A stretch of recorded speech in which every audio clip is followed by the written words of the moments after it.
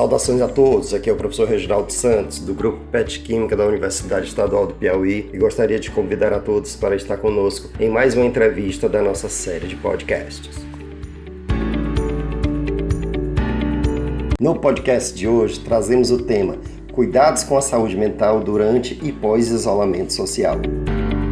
E a nossa entrevista de hoje é com a psicóloga Helena Cardoso de Almeida. A Helena é psicóloga e pós-graduada em saúde mental e educação psicossocial pela Faculdade Estácio. Representante do Núcleo Estudantil no Conselho Regional de Psicologia, teve experiência em estágios em vários locais, incluindo Secretaria Municipal de Saúde, instituições que trabalham com crianças carentes e adultos com DSTs. Possui ainda experiência na área de psicologia social, orientação profissional e psicologia do trabalho. É com a psicóloga Helena Almeida a nossa entrevista de hoje.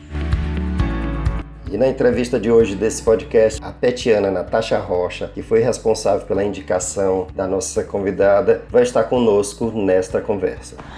Olá a todos, eu me chamo Natasha Rocha e sou integrante do grupo PET Química UESP. Tendo em vista o tema proposto para o nosso quarto podcast, logo me veio à mente a psicóloga Helena Almeida, que vem desenvolvendo um trabalho brilhante através da página Meu Psico Online no Instagram. Bom, Helena, eu gostaria de te agradecer por estar conosco nesse podcast e contribuir com o projeto do Grupo PET Química na discussão desse tema. Quero agradecer o convite à Natasha, integrante do grupo, e a você, professor Reginaldo, que entrou em contato comigo para participar desse podcast. Me ponho à disposição de responder quaisquer dúvidas que surgirem após a entrevista. Helena, eu gostaria de iniciar perguntando se o isolamento social pode servir como gatilho para o desenvolvimento de transtornos mentais em pessoas que já possuem uma predisposição. Ainda, mesmo naquelas pessoas mais resilientes, efeitos do isolamento podem surgir a longo prazo? Sim, o isolamento social e a tensão causada pelo atual cenário pode servir sim de gatilho para transtornos, mesmo para aqueles que nunca apresentaram nenhum indício anteriormente. O medo, a insegurança, a incerteza, a quebra de rotina, entre outros fatores que estão presentes nesse período, são fortes fatores sim para desencadear transtornos. Por isso a importância de continuar a rotina. Se você acordava 7 horas da manhã, por exemplo, continue acordando esse horário. Se vista, almoce na hora certa, arrume a casa, aproveite esse tempo para fazer coisas produtivas que antes você não tinha tempo. Leia um livro, se mantenha ocupado. Ou então, se mesmo assim estiver percebendo o humor alterado, o sono desregulado e os pensamentos oscilantes, procure um terapeuta online. O transtorno de ansiedade e depressão tem sido os mais comentados entre os especialistas nessa pandemia e estamos online para garantir assistência à saúde mental. Gostaria de fazer algum questionamento, Natasha? Nós sabemos que cada sujeito ele pode reagir de uma forma distinta ao isolamento social, mas considerando que as pessoas estão impedidas de circularem livremente em shoppings, academias, cinemas, barzinhos, entre outros, há mais de 60 dias, quais são os sintomas que poderiam revelar que estas pessoas já iniciaram o desenvolvimento de algum problema mental? Bom, isso é muito individual e relativo, porque, por exemplo, se uma pessoa sempre teve enxaqueca, então ter dor de cabeça não é um sintoma de alguma perturbação mental. Mas, se a pessoa dificilmente tinha dor de cabeça e agora passa a ter, então sim, é um fator para ser estudado. Então, fazendo essa comparação de como eu era antes da pandemia e de como eu me comporto agora, vou saber os sintomas que surgiram ou se atenuaram.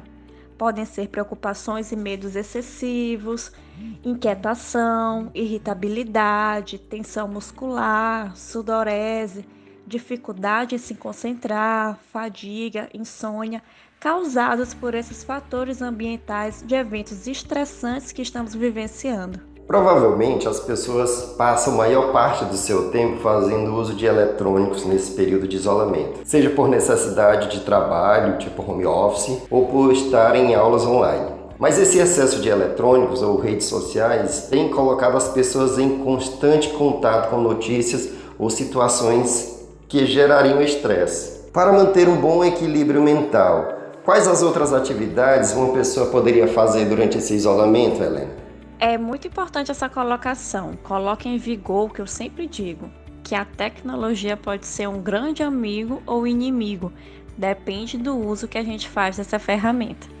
É importante para a preservação da saúde mental em tempos de isolamento social usar mecanismos para manter as atividades da vida diária, para evitar o adoecimento, o ócio e a ansiedade.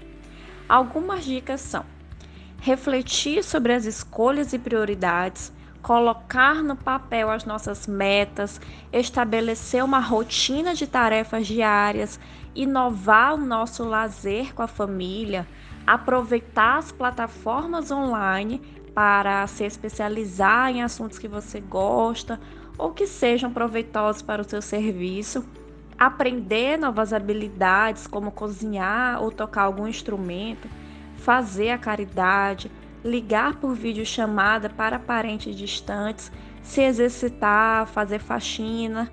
Olha aí quanta coisa. Natasha? A grande quantidade de notícias diárias sobre a Covid-19, incluindo o número de mortes, o número de leito e o número de infectados, parece ter deixado atualmente as pessoas inertes a notícias novas sobre esse assunto. Isso pode ser percebido pela presença de pessoas nas ruas, mesmo sob condição de risco de infecção. Em sua opinião, isso já poderia ser considerado um transtorno da mente que impulsiona o sujeito a negligenciar ou a negar a presença da doença? Cada caso é um caso. Há aqueles que estão nas ruas por precisarem colocar alimento em suas casas e há aqueles que estão nas ruas por pura negligência. Neste caso, acredito que não chega a ser um transtorno e sim um senso de desordem natural do ser humano, que não querem acatar as ordens do governo, que priorizam a economia, que não têm empatia com aqueles que estão em risco.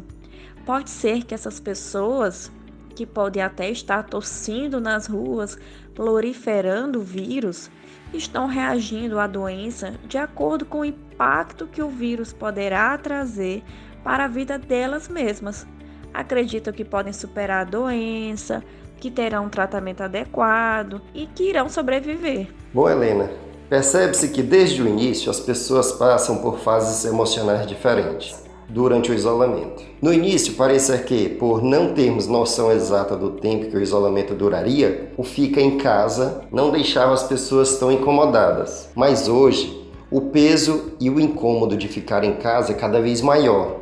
Por que esse cansaço? Já que temos, em princípio, um tempo maior para fazermos nossas atividades. Ficar em casa para uns é sinônimo de conforto, abrigo, aconchego, segurança, mas para outros, ficar em casa é o ócio, vazio, medo do futuro, entre outros.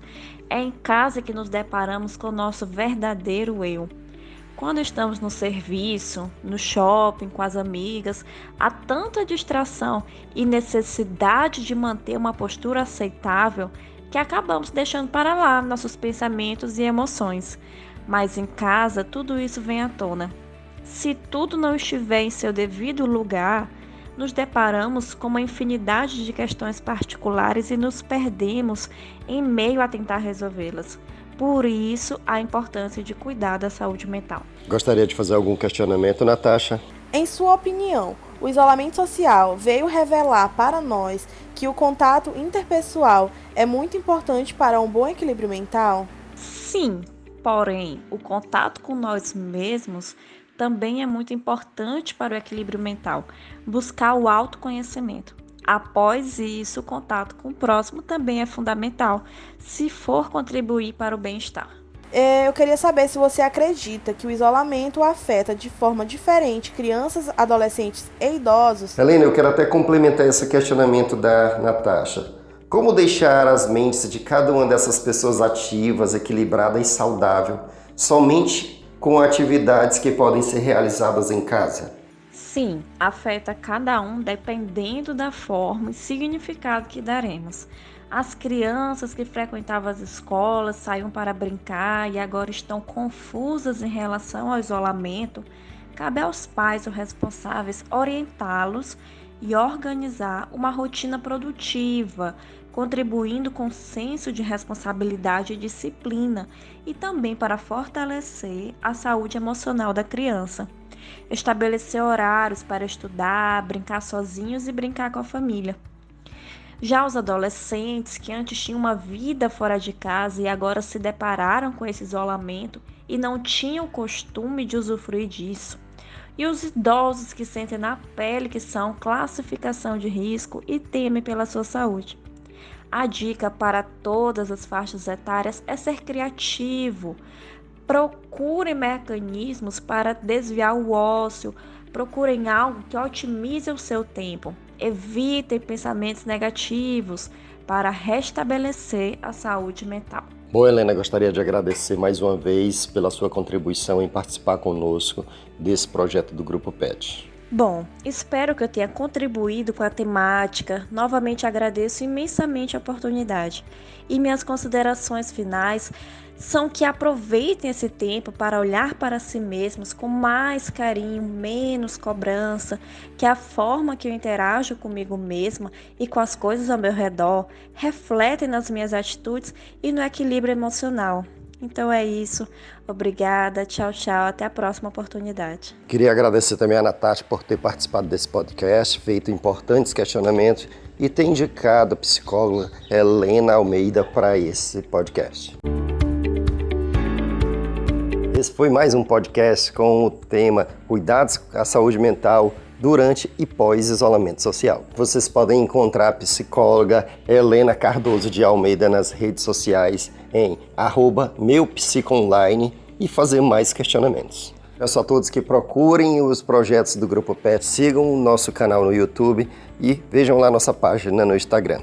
Um grande abraço, fiquem com Deus e até o nosso próximo podcast.